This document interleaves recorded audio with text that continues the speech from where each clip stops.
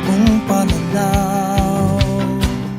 Isang mapagpalayang araw Pilipinas, Diyos marhay na aldaw Bicolandia. Welcome po sa 12th episode ng ating kaugnay School on the Air on Corn Production dito po sa probinsya ng Masbate, the Rodeo Country of Bicol.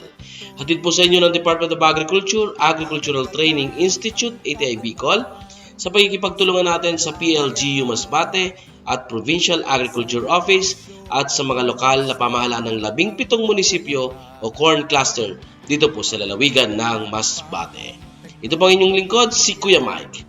Tayo po ay napapakinggan sa himpilan ng radyo sa probinsya ng Masbate, DZIM 98.3 Spirit FM, tuwing Sabado sa ganap na alas 10 hanggang alas 11 ng umaga. Opo, isang oras tayo magsama-sama tuwing araw ng Sabado sa loob ng 4 na buwan. At sabay-sabay na matututo sa mga makabagong teknolohiya sa produksyon ng mais. Gandang buhay po sa ating 500 farmer enrollees at syempre ang kanilang mga SOA coordinators na nanggaling sa 16 na munisipyo at isang lungsod o corn cluster dito po sa lalawigan ng Masbate. Magandang araw bayan ng Aroroy, Mandaon, Balod, Milagros, Mobo, Quezon, Kawayan, Katayngan, Dimasalang, Palanas, Placer, Esperanza, San Pascual, Batuan, San Jacinto, Monreal at ang syudad ng Masbate. Ngayon pa lang po ay kami taus-puso na nagpapasalamat sa inyong pagsuporta at pagpapahalaga sa mga adhikain ng kagawaran ng pagsasaka. Tayo rin po ay nasusubaybayan via YouTube. Just follow us on our official account, ATI Bicol #Sarabay Channel at FB page ng ATI Bicol. At syempre, sa FB page din ng DZIM Spirit FM, ang ating partner radio station dito po sa probinsya ng Masbate. Okay, so ngayong araw ay pag-uusapan naman natin ang kahalagahan ng corn livestock integration. At kasama din dito, mauumpisan po natin yung unang bahagi ng preparation of silage. Okay? Para talakayan ang mga patungkol dito, makakasama po natin ang Provincial Livestock Coordinator ng OPAG Kamsur, ang napakasipag at always available, Ma'am Maria Teresa B. Brascia. Magandang umaga, Ma'am Brascia. Magandang araw po sa mga taga-pakikinig at taga-subaybay ng ating corn livestock integration. Ngayon ay pupunta na po tayo sa kabanata ng ano ang kahalaga ng corn livestock integration o yung importance ng corn livestock integration. Na po, itong corn livestock integration ay isang diversified na pag-aaral tungo sa produktibo, sustainable at economically competitive with the traditional cropping system. Di ba yung dati nating nakaugalian ay yung monocrop, yung yung pagtanim ng mais, then parang itatapon na rin natin yon. Ngayon, magkakaroon tayo ng pagkakaiba kasi ang mais nito ay gagawin nating napakalaga sa pamamagitan ng papakain natin sa ating mga hayop, lalong-lalo na sa ruminants. They provide for a more, sabi nga, climate resilient and productive agricultural system for farmers. Yan po ang isa sa mga kahalagaan. Isa pang kahalagaan ay nadadala ang grasslands into corn production. Has increased concerns of exposing edible land to cultivation and reducing the sustainability of our best production system. Kung baga nadagdagan, yung natin. Kasi dati nga, sabi nga natin, yung monocrop, then yung livestock naman parang separate. Ngayon po, i-integrate natin sila. Paano yun? Then, compared with traditional system, integrated corn livestock systems have shown greater efficiency in improving soil quality and corn yield. Paano natin nasabi na improve?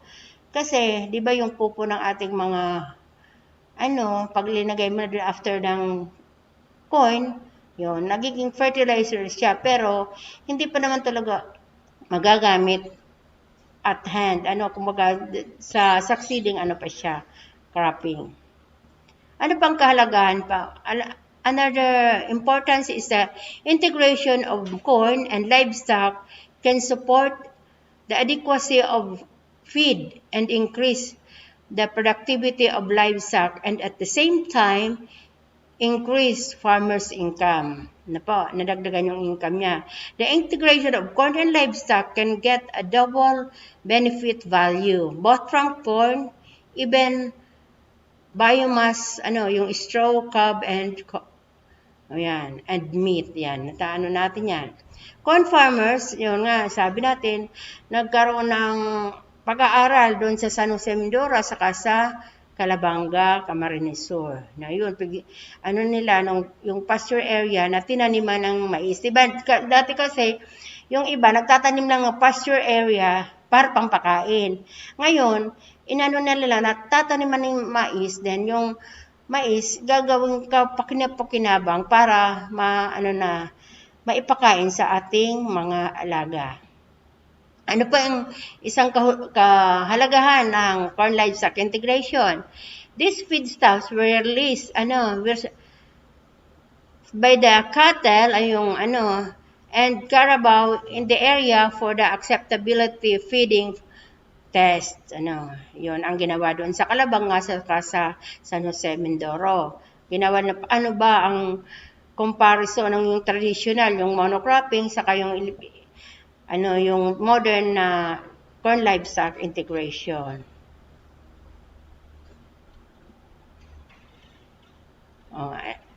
Yung mga benefits, ano naman raw yung mga nakukuhang maganda doon sa integration. Incorporating livestock production into a cropping system offers additional opportunities to recover establishment and termination cost associated with cover corn production. Yan.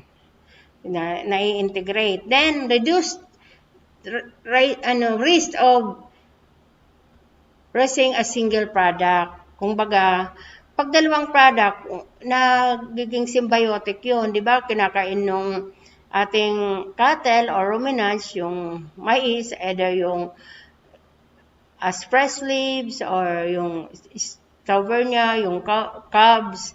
And at the same time, yung manure naman nila ay nagiging fertilizer. Another is increased water infiltration and resistance to soil erosion.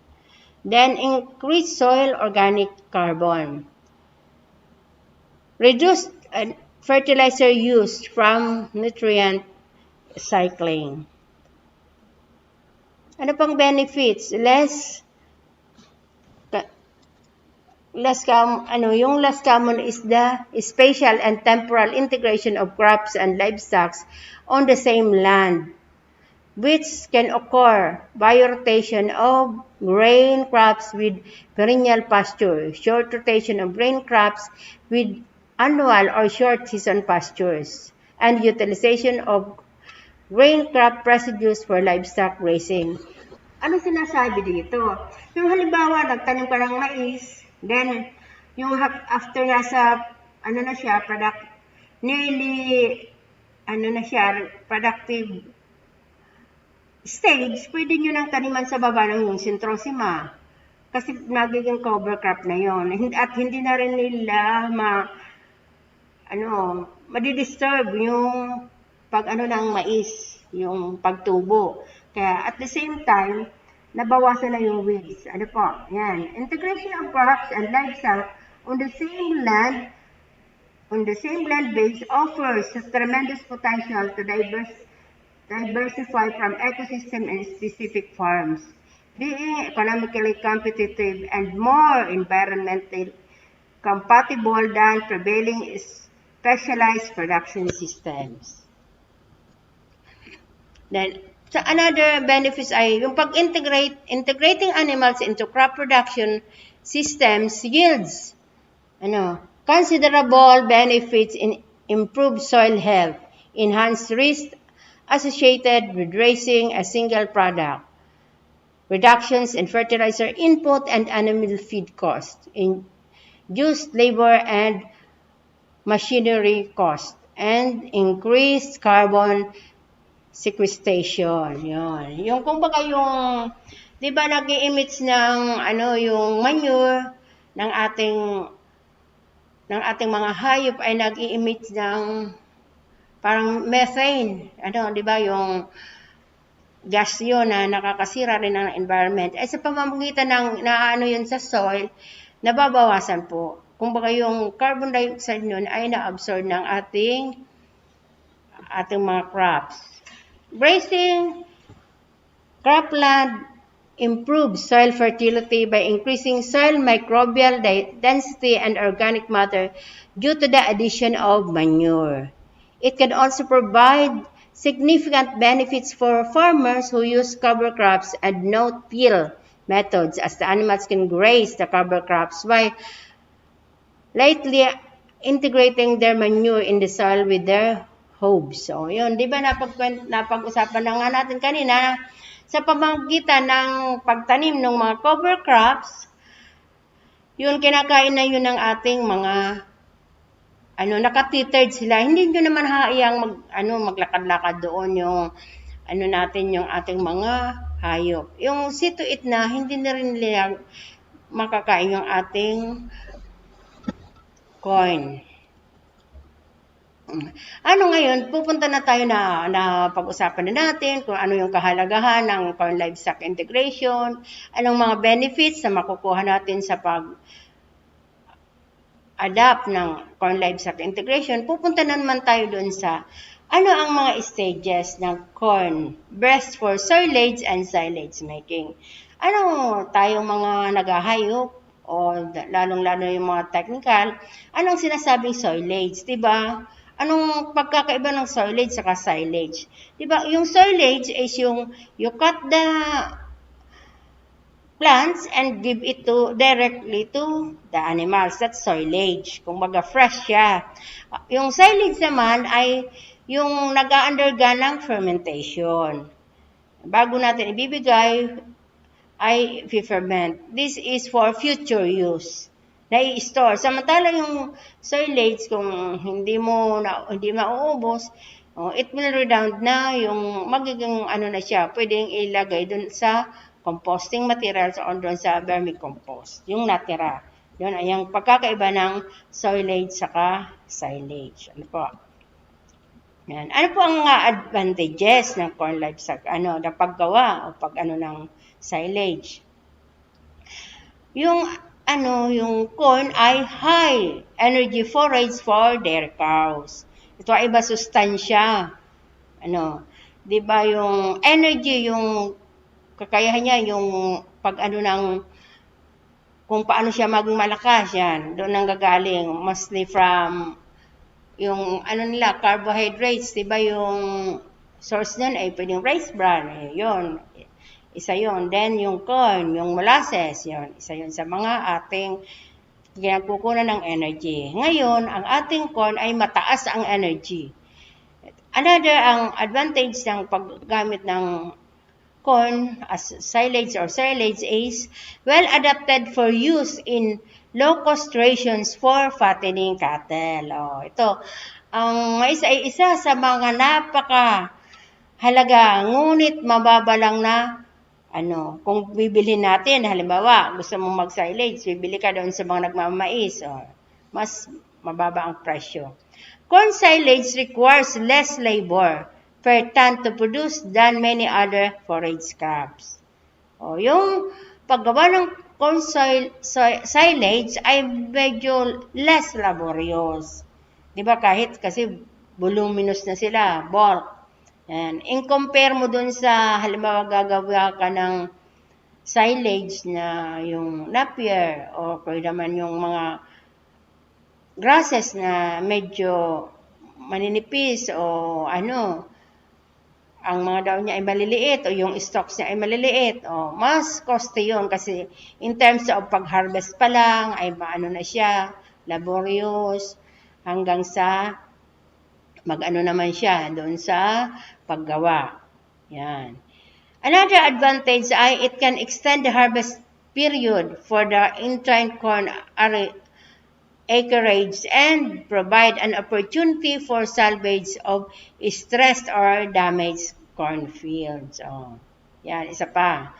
Pwedeng ma-extend yung pag-harvest period. Kung baga, ay, halimbawa, may 2 hektarya ka, ay, gagawin ko muna, i-harvest ko yung kalahating hektarya. Kasi after harvest, yung medyo fresh pa, pwede pang gawing soilage or silage, then magagamit ko na. After na naman na nag-process ka, yung kalahating hektarya na naman ang i-harvest mo.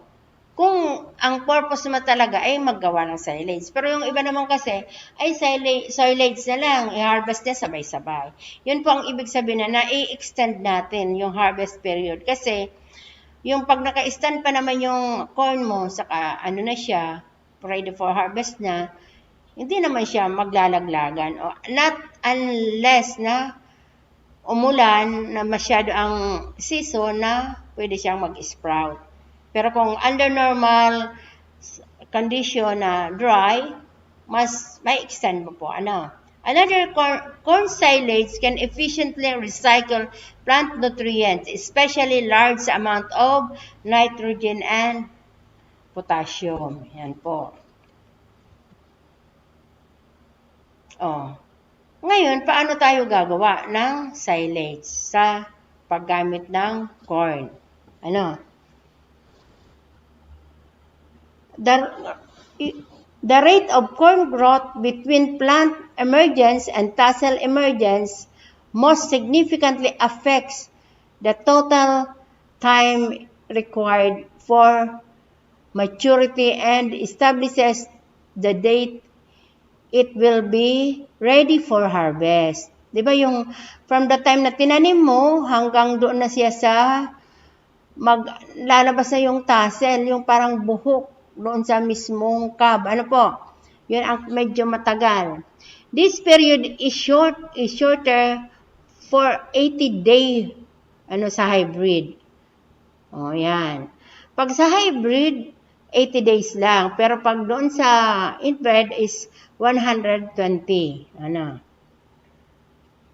The period from silking to physiological maturity, yung silking, yun nga, yung yung buhok niya ay parang blonde na, yung nagba-brown siya, yun. Ayun, nasa 50 to 55 days for most hybrid varieties. The silk emerges from the husk about 4 to 8 days after tasseling. Kaya titingnan mo, pag nag-tassel na, o naglabas na yung buhok niya, di ba paglabas yun, parang yellow, whitish yellow. Then, 4 to 8 days, titingnan mo, magiging na siya, parang makintab, silky na siya. Yun. Yes, most pollination occurs one of these days, 1 to 3 days after silking. Pollen may be shed as long as 2 weeks. Proper soil moisture levels and temperatures are critical at the time for pollination. Crop growth accelerates shortly after pollination. Dito naman, halimbawa doon sa na siya. Kumbaga, sa pollination kasi nung corn, di ba, napag-aralan natin o na-discuss na doon sa corn production, paglabas nun, dapat kailangang maganda yung pollination para maraming ear yung doon sa, yung teeth doon sa ear ng ating corn ay maraming ma-develop. Then, 10 to 15 days after silking, leaf and stalk growth stops. Yun. After silking, nag-stop na yung, hindi na tutubo yung, yung mga leaves. Kumbaga, as is na yun, hanggang sa maturity. Yung iba, dito sa stage na ito, kung nakita nilang medyo maliliit, yung katawan at yung corn cob, parang wala naman hindi naman siya puno, yung iba, kinakat na yun. Gagawin na nila na silage, yun. Kasi yung sa grain development ay nag-start yun 30 to 35 days. Ibig sabihin, from silking na nag-silking na siya, ano po, then, excuse me, ano yun? Di ba sabi natin na yung silking is 4 to 8 days, yung doon na nagaganap yung pollination, then, after 30 to 35 days, ano na siya, nag-silk na, nag-stop na yung nung photosynthetic, production, action ng leaves. Kaya yun. Then, magko-concentrate na yun sa pag-mature niya. Kung titingnan natin, hindi naman siya yung dry cob, hindi mo datingin doon sa na dry na ang ating, yung coverage, yung cover na ng ating corn cob. That's the right time na i-harvest mo na yun, then, yung, yung stalk with the leaves ay gagawin mo ng silage.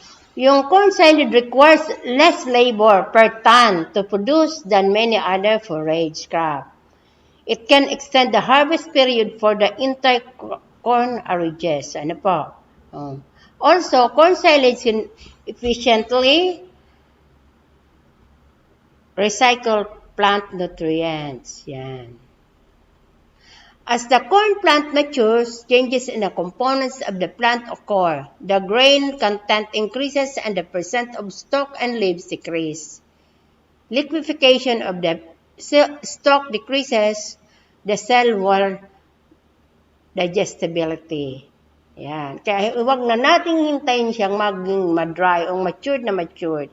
Kasi bumababa na rin yung yung water content, then yung digestibility ng ating plant corn. Kung tayo naman nagpaplano, paano natin ginagawa? Pagpaplano tayo na magawa ng corn silage. As with all crops, a detailed plan for producing corn silage is an essential component of an efficient cropping system. The cropping plan should be based on forage dry matter requirements, thus that it take into account harvesting, storage, and feeding losses, and agronomic factors such as field selection, hybrid selection, nutrition, fertility, and weed control programs. Ang basic consideration for corn silage production is whether corn silage fields will be identified during the growing season or during planning. Many growers identify fields during the growing season. Yun. Karaniwan kasi, mo rin, ano ba ang mas economical? Doon ka sa off-season o doon ka sa season? Or production, Karamihan, pag titingnan nila na, mas makikita ka doon sa, kumbaga nasa peak of production, marami ang nagtatanim, doon ka. Kasi marami na rin ngayon na, lalong-lalo na sa ibang provinces o sa ibang region, yun sa Calabarzon, ay bumibili na sila ng corn silage. Kung baga may produce, kaya yung ibang corn producers ay may mga sineseparate din talang area na ginagawa nila for silage production. Yun. Kaya yun. Many growers identify field during the growing season. Selecting pickles that are late planted or stressed for some reason, this approach can be effective when stresses such as drought, insects, or disease are frequently encountered. Kaya halimbawa naman, nagkaroon ng yung ating drought or bagyo, di ba? Extreme condition yun. Pag drought, minsan, hindi na masyadong lalaki yung mais. Then, nakita nung mamais na, na siya, hindi na masyadong lalaki at hindi na siya mabibigyan ng magandang ani, yun, ginagawa na rin yung silage. Kung halimbawa naman, maganda yung kanyang mais, then nagkaroon ng, sa hindi natin na-program na maayos, inabot ng bagyo, yon. Then, nag-lodge. Siyempre, pag once ang mais nag-lodge, kung mamumunga man siya, hindi na masyadong maganda kasi marami na ang kalaban. Di ba? Yung rats infestation, tapos yung tubig na pumasok, mararaten. Kaya yun, pwede na gawin na rin niya yun na silage. Kaya, isa yun na, ang corn silage making ay isang opportunity para doon sa mga mamais para magkaroon sila ng variable source of income. Kung baga, another alternative source of income, yung corn silage.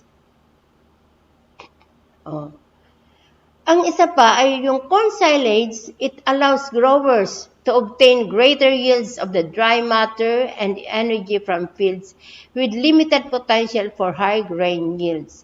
Selecting fields for silage harvest during the season limits the opportunities to take advantage of management practices that can potentially increase silage yields and quality. Yan. Napag-usapan na natin yan kanina. Na yung ang pagtatanim ng mais at gawin mong silage ay kumbaga na-add on. Yung ang sinasabi natin, making the produce more productive. Kasi 'di ba minsan itatapon na lang. Kung halimbawa tayo walang mga alagang ruminants, tatapon mo na lang yung mga stalks, yung leaves. Ngayon, ang gagawin ay iko-corn silage na. Kung wala ka namang mga hayop o sobra-sobra yung production mo, pwede mong ibenta yon. Pwedeng in ton basis. Siyempre, pag una, halimbawa yung mga kapitbawahin mo ay hindi pang masyadong sanay na mag-ano ng silage, o pakainin ang kanilang hayop, medyo mura pa yon. Pero pag yung demand ay tumaas na, of course naman, tataas na rin yung gagawin na silage. Yan. Kaya paano pa yung paggawa, di ba? Using these management practices to improve silage yield can result in fewer acres required to fill the silo and more corn acres available for shield or ear corn harvest.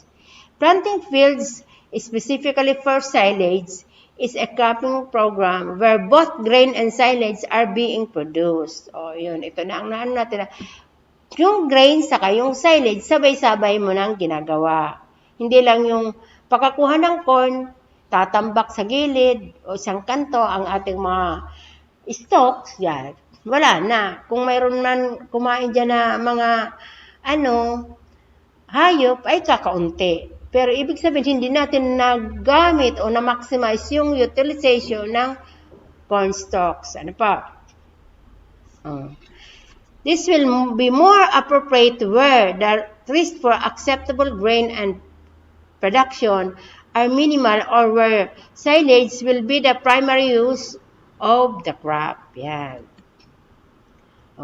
Harvesting corn silage. Paano natin harvest yung corn silage? Ang corn silage, the ideal harvesting time is when the corn plant has reached physiological maturity and is in the full dent. Yan. The maximum yield of dry matter per acre is achieved at this time. Dry matter yields are reduced about 1% for each day harvest prior to physiological maturity. Kung halimbawa hindi para masyadong matured, halimbawa talagang nag-raise ka ng corn for silage alone, hindi mo siya papagrain. Di ba yung physiological maturity niya ay na yun? Pag mas mababa pa doon sa 32 kasi yung whole corn plant na may dry matter yun na 32 to 38%. Pero pag hindi pa siya physiologically mature, nagbababa yun ng 1%. Halimbawa, sinasabi natin physiologically mature na siya yung kung baga pupunta na siya sa tasseling. Halimbawa sa September 5, hinarvest mo siya ng yung August 30. Di ba may 5 days? So, kung doon mo sa full physiological maturity hinarvest, pwedeng magkaroon siya ng 32 to 38% dry matter. Pero halimbawa, hinarvest mo siya 5 days before reaching the physiological maturity, 32 minus 5, 27 na lang yung dry matter. Kung doon naman tayo sa high end, 38 minus 5, 33% yung dry matter. Ibig sabihin, matubig pa siya. Di ba sinasabi natin, pag dry matter, yung ano ang dry matter content ng isang halaman. Kasi reaching na siya doon sa maturity. Yan. Kaya, doon ang best na kukunin natin ang gagawing silage. Kung for silage purposes only. Ano po? Yan. Ngayon naman, the current kernel contains about 62 to 65% dry matter. Ear corn contains about 55 to 60% dry matter. May pagpipilian tayo. Kung yung whole plant lang, 'di ba? Yan sa physiological maturity na siya, 32 to 38%. Kasi tayong magtatanim ng mga mais ay alam naman natin, 'di ba? Alam naman natin kung ano yung maturity niya. Yan. Saan na ba 'yun? 'Di ba pag tanim mo nakakalendaryo na. Ilang days, 'di ba? Kung anong buwan siya o araw siya magiging physiologically mature. Then, kung ano naman raw, kung halimbawa yung corn, doon na tayo kukuha sa corn kernel na, yung ano niya, kung isasama mo yun. Yung corn kernel ay 62 to 65% ang dry matter.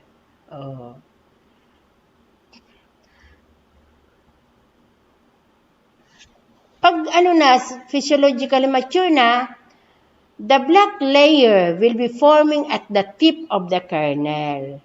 Yun. Conditions at this time are also right for good fermentation in the silo and seepage losses will be low. Diba? Pag ganito raw yung stage na niya, yung ear core niya, doon sa dulo ay medyo nagba-blackish. Kung ibig sabihin brown, not necessarily black, hindi naman talaga black na black yun. Parang brownish, ibig sabihin na siyang maturity, mas maganda na raw yun. Kasi, hindi na masyadong matubig. Pag inano mo sa silo, di ba yung silo, pwedeng container o lalagyan o pwedeng plastic, plastic. Yan ang tawag natin kung saan linalagay yung mga materials for silage is a silo. Much of the corn silage is harvested naman, pag yung black layer formation due to concerns of frost and traditional needs for silage. Halimbawa, inano mo na, ginawa mo ng silage. Pag medyo maganda ang paggagawa mo ng silage ay wala siyang mga black na yung parang molds, Pag medyo brown, white, pa siya, good yun. To maximize winning values, corn silage should be harvested after early dent. At this time, the milk line should be 1/3 down the kernel. Ayun, kung gusto mong kasama talaga yung kernel niya, mga 1/3 lang na na siya, medyo hindi naman matured pa, yung parang puno na siya. Yan. Kukunin mo na yun. Gagawin naman ang corn silage. Yan. Ito po ang mga stages ng harvesting corn silage. Harvesting corn for silage. Halimbawa, stage of development sa late milk, early dent. Pag late milk,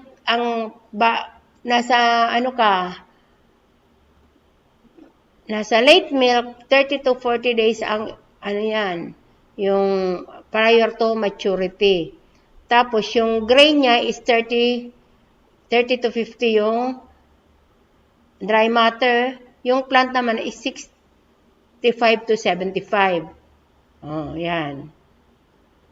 Ang moisture is 60 to 30 pag grain.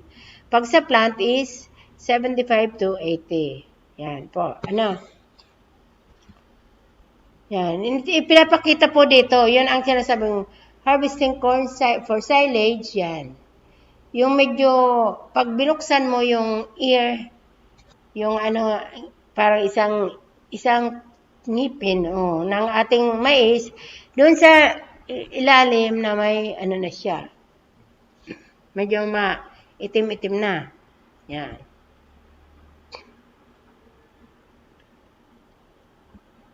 Harvesting corn, milk line. After kernels are dented, a milk line appears across the kernel opposite the embryo side. This line advances down toward the crop with maturity and dry down. When the heart starts, the line approaches the cob, the black layer will form. Yan. Yan po. Pwede na yun. Iano yung ano natin. Pag-harvest ng silage. When weather and growing conditions after the rate of physiological maturity and require the harvesting of immature corn silage. Kung halimbawa talaga gustong-gusto mo na yung ginagawang silage ay kunin na, yan, ano mo na siya. Kasi kung kulang na ang iyong pangpakain. Ano naman raw ang performance ng ating hayop kung pinakain mo siya ng silage? The overall feeding values, dry matter, digestibility, and protein digestibility are not greatly affected by corn silage maturity after the plant reaches a maturity equal to 1/3 milk line in the kernel. This is because as the plant matures, the grain content increases and therefore the energy value of the grain and its use increase. At the same time, the digestibility of the stalk and leaves is decreased due to the liquefaction of this plant parts. Ano po? Di ba kung halimbawa kung gusto mo mas mature na yung ating corn cobs, yon.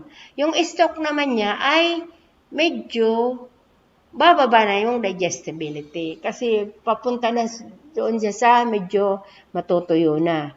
Kaya, yung mga natin, dito, pinag-uusapan ay ano ang gusto mo. Doon ka sa stock pa lang na na-reach na yung physiological maturity o doon ka na sa may bunga-bunga siya bago mo siya gawing silage. May choices po tayo. Pero hanggang doon sa hindi pa siya naging dry. Kumbaga hindi pa siya full na dry mo. Pero kung hanggang yung 1/3 pa lang na milk line, pwede pa siyang gawing silage. Diba? Kasi, kung halimbawa, in case nga nagkaroon ng hindi magandang pangyayari, nagkaroon ng bagyo, o hindi natin naasahan, yung kasing kung 1/3 pa lang ang milk line, ay hindi naman yun mabibenta natin as whole grain. Kaya ang tendency is, gawin na lang natin siyang silage. Yan. Yun ang isang pinakamahalaga rin. Then, mas magiging maganda ang performance ng iyong animals. Yan. Ngayon, pupunta naman tayo sa paano paggawa. Yan. Diba, doon yung napag-usapan lang natin yung ngayon, diba, i-summarize muna natin, ano ba yung mga, natin, ano yung ginawa nating pag-aaral na anong stage, 'di ba? Pwede yung nasa una, yung physiological maturity. Bago siya mag-tassel, bago siya lumabas yung tassel niya. Then another yung pwede nang after na medyo na pollinate na rin siya, pwede yun. Then another naman kung hanggang 1/3 na 1/3 milk line. Kung yun ang gusto mo. Ano po? Kung doon naman kasi sa nagpuproduce ng green o sinasabi natin green corn, yung binibenta nila as iboboil, as kakainin ng tao, yun, pwede pa rin yun. Pero bumaba na yung ano niya, yung digestibility. Tataas yung dry matter, pero medyo bababa rin yung digestibility. At lalong mababa ang digestibility para sa hayop kung ang corn mo ay talagang full maturity na. Kung baga yung corn niya, yung corn cob niya ay matigas na. Kung baga parang darating na dun sa kung hindi mo pa siya ilang-harvest ng ilang araw, ay magiging brown na siya. Yan. Yan po. Kaya, ang nasa atin na rin kung ano ang gusto nating piliin. Kasi i-consider mo yung digestibility. Ano po? Yung economics value. Ano ba? Saan ako kikita? Yung option nating iba kasi, kung in case may drought o may ano naman, may bagyo, yun. Then, di ba, another ay yung, kung ginamit natin ay inbred, di ba? O maski hybrid, kung halimbawa nagkulang tayo sa management, pag nag-rog tayo, di ba, yung rogging, yan, kukunin natin yung inalis nating mga mga plants, then yun, isasilage natin. Ngayon, punta na tayo dun sa pamamaraan. Ano po ang paraan ng paggawa ng silage? Po. Una, alamin natin, ano ba yung proseso? Ano? Ang silage, ang silage ay isa sa mga processed or preserved feed. Diba? Ano yung mga ano lang muna tayo, konting balik-aral. Ano ba ang sinasabi nating preserved feeds? Tulad ng silage. O yan, fermented. Ano naman yung sinatawag nating another preserve or process? Yung hay. O. Pero paano yung proseso? Yung silage ay nag-undergo ng fermentation. Yung hay naman ay drying. O.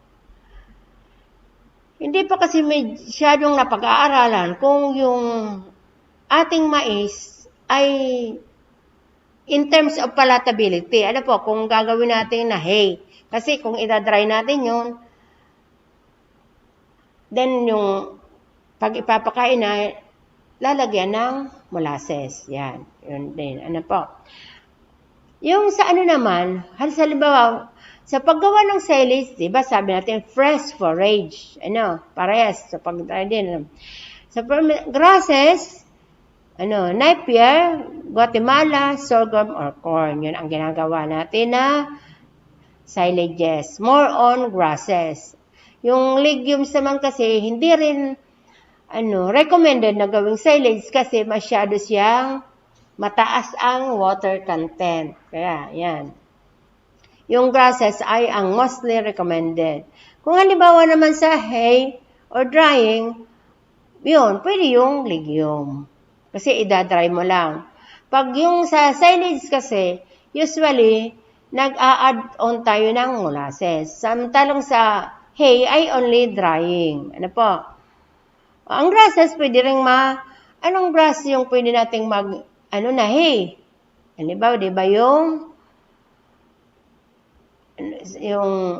sa rice, pwede pa rin yung rice hay, tawag natin hay, pero hindi pa talaga yung total dry. Pag ginawa natin hay, yun, totally dry natin siya. Yan. Yung star grasses, di ba maninipis kasi yan. Pwede yun na gawing hay. Kaya yung ating silage ay mostly pang corn. Corn na Napier, yan. Sorghum, Guatemala. Then another preserve ay yung ito po kasi binibigay ko lang sa iyo kung iba't ibang klase ng preservation ng ating mga grasses para maibigay sa ating hayop. Pero yung main natin ngayon ay yung sa corn. Pero Pahapyaw lang po. Ano po? Ano po yung isa pa, yung tinatawag nating UTRS, Urea Treated Rice Straw. O, yung rice straw ay, ano yan, binibilad, then pag ipapakain na sa ating hayop, yun, ay bago ibilad pala, ititreat, ididip mo na siya sa urea solution, urea water solution, then ibibilad. After that, ipapak na siya. Minsan, yung iba, kilo-kilo. Then, pag ipapakain na, yan, babasain ulit para maging palatable na. Kung yung iba naman, ang instead na basain, linalagyan nila ng molasses. Yung iba naman, as is na talaga. Na dry. Then, may katabi lang na water. Yan po. Ngayon, alam na natin na po, tatlong napag-aralan natin yung paggawa ng processed feed na galing sa grasses ay yung silage, hay, and UTRS. Pero ngayon ay punta talaga tayo dun sa silage preparation of corn. Ang silage ay feedstuff produced by fermentation of fresh forage. Ito ay nagkukontain ng moisture. Then, ini-store or pinipreserve sa silo or container. Yan. Yan po. Kita nyo. Then, yan. Ang advantages kasi dito, may target ka.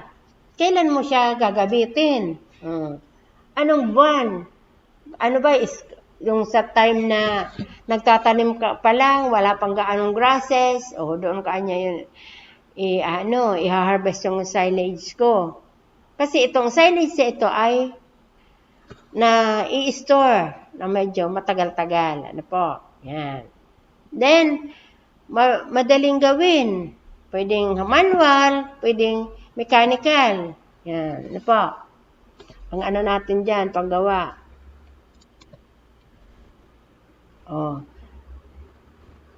Can be,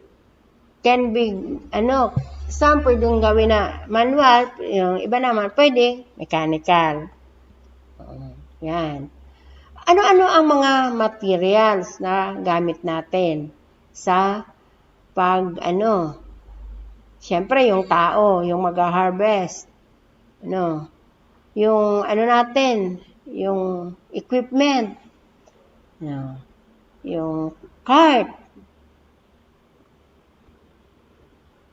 Then, yung mismong mga grasses, molasses, yon. Bolo, yan, tools natin para paggawa ng.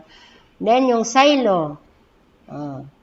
Yan, materials. Bolo, containers or silo, pwedeng polyethylene bags, drums, forage chopper, kung may chopper kayo. Then, yung sinatawag ng bunker silo.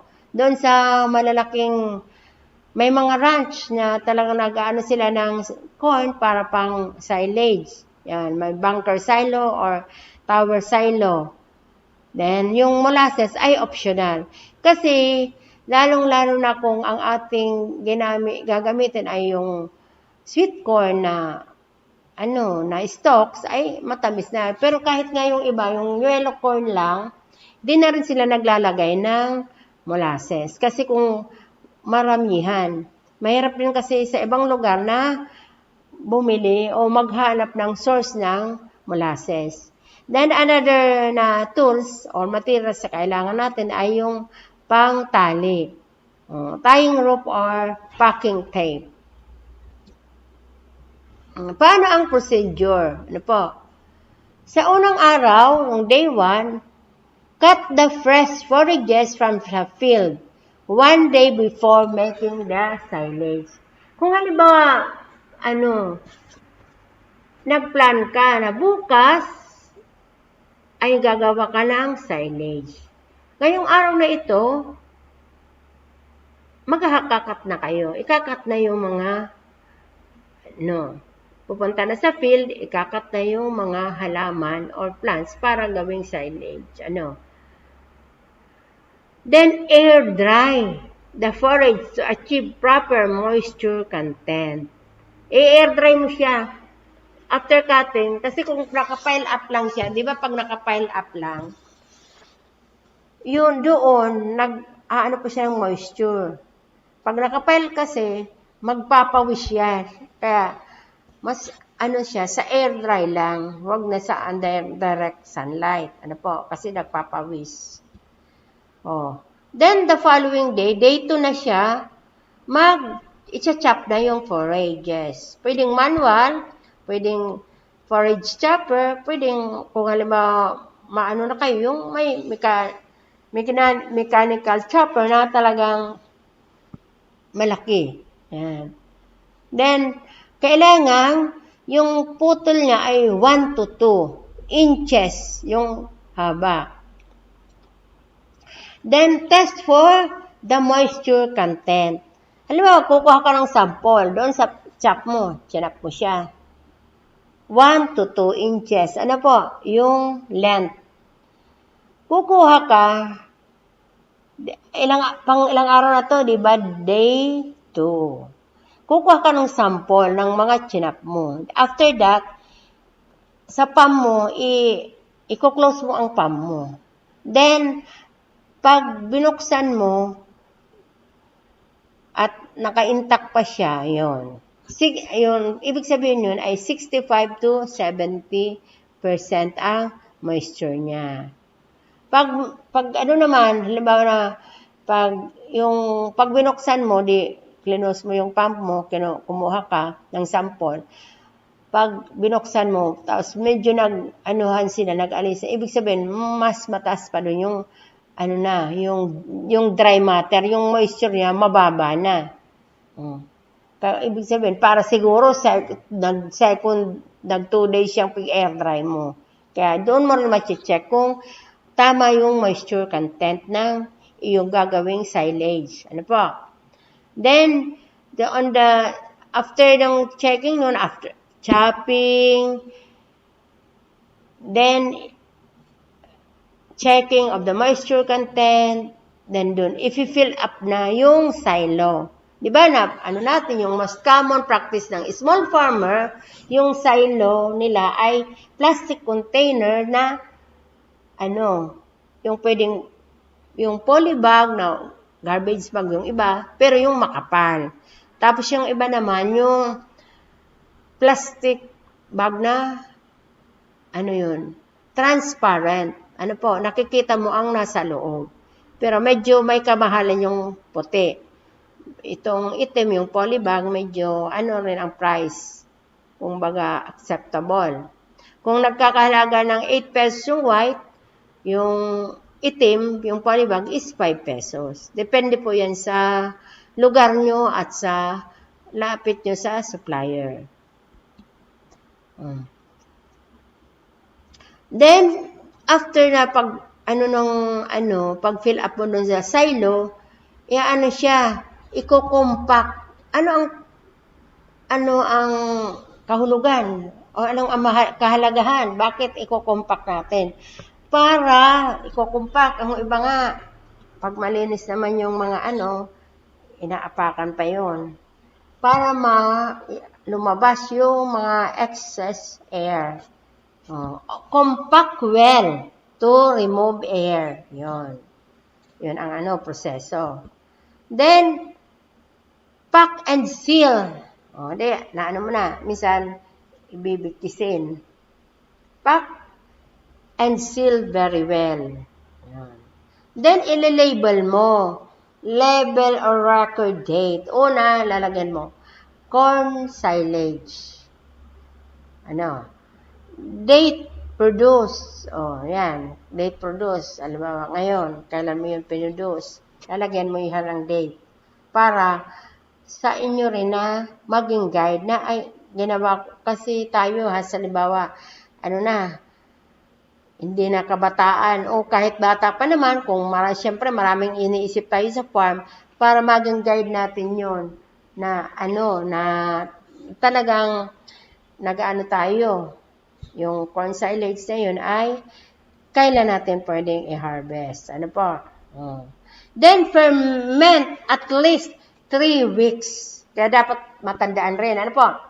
Halimbawa, ginawa mo sa, nagplano ka, tapos gagawin mo sa August 28, halimbawa 28 na, linggo, o sa 29, August 29. August 29, pag 3 weeks, nilalagay mo, date produced, August 29. Date to be harvested. Kung ibig sabihin, fermented na siya. Di ba? 3 weeks, 21 days. August 29, yung day 1 niya is 30. Huwag nyung count yung paggawa nyo. Kasi yung iba, ikinang-count na on the day na ginawa nila yon. Ang counting dapat, August 30, day 1, August 31, day 2. Di. 21 days minus 2, ibig sabihin, ang harvest mo yun is September 19. Kaya ilalagay mo doon sa label, date produced is August 29, date to be harvested ay September 19. To get exactly na 21 days. Ano pa? Yan. Then after, pwede mo na yung pwede na yung i-harvest, pwede na ipakain, Once na binuksan mo na yung silo mong yun, mas maganda po, mo na yun, ipakain na lahat. Kaya huwag kayong sabay-sabay na magbubukas na yung silo na hindi pa naman makukonsume ng iyong animal. Ano po? Kasi once na binuksan mo na naman, air will enter, then pwedeng magkaroon siya ng bad molds or fungi na makakasira ng iyong silage. Ano po? Then, mo siya, unang ginawa, una rin ipakain. Yan. First in, first out. Yan. Then, sa pagpakain nun, add fresh forage to encourage more feed intake. Mas maganda rin na may fresh kayong forage. Ay, halo mo yung silage mo. Parang kung baga, mayroon kayo, di ba, nasanay ang ating mga hayop ng fresh, yun ang kanin, then idadagdagan mo ng silage plus legumes na magiging parang, ulam yan. Para ma-encourage ang mas marami ang makain. Kasi pag, di ba doon na sa silage na, yung amoy niya parang medyo maasim-asim, yung parang alcohol, mayroon beverage niya, yan. Yan. Para rin pa ang isang purpose para papakainin mo dadagdagan mo ng fresh forage? Kasi, para masana yung ating hayop. Kung lalong-lalo na kung hindi pa siya sanay na kumain ng silage, para hindi naman siya mabibigla. Ano po? Kasi, prevents abrupt changes in feed type practice. Ano po? Kaya, parang doon din sa, di ba, sa concentrate, parang papakain tayo sa ating mga hayop, hindi mo naman yung bibiglain. Ganon din ito. Then, pag halimbawa, nasanay na sila at marami ka talagang silage, yan, dahan-dahan, isi-shift mo siya into whole silage. Ano pa? Yan. Yan ang transition sa pagpapakain ng ating silage. Paano natin masasabi na ang ating nagawa ay maganda? Una, sa kulay. Sa kulay, dapat high brown or dark green depending on the material. Diba? Bakit natin sila depending sa material? Kung halimbawa kasi ginamit natin yung nasa before physiological maturity ng corn, diba? Green na green pa yun. Kasi wala pa siyang tassel, wala pa siyang corn cob. Then, kaya yung after 21 days, makikita mo, dark brown. Ano na siya? Light brown lang, light brown. Or dark green, parang nag-green siya. Lalong-lalo na kung hindi mo hinaluan ng molasses. Pero halimbawa naman, dinagdagan mo ng molasses, pwedeng na siya, magiging brownish. Ang bad o hindi naging successful ang ating paggawa ng silage sa kulay pa lang ay kung may mga black. Black na siya, umitim siya, saka may mga molds. Yan. Then, sa amoy naman, pag good silage siya, ang amoy niyon ay mabango. Yung aroma, yung sabi nga, ang natin, pag inamoy mo siya, pag binuksan mo, inamoy mo, ang amoy niyon ay mabango na parang may konting sa yung amoy ng beverage, yung may mga parang may alcohol na kaunti. Pero kung masama o hindi naging maganda ang hindi naging maganda yung pag-process mo o hindi natin kasi alam na baka masyado siyang naging mahangin. Yun. Masangsang o masama ang amoy ng ating silage. Yan. Na pagkwentuhan nga natin kanina na may mga lugar na doon sa dito sa Calabarzon na nag-i-engage na sila sa commercial silage. Then doon naman sa iba ay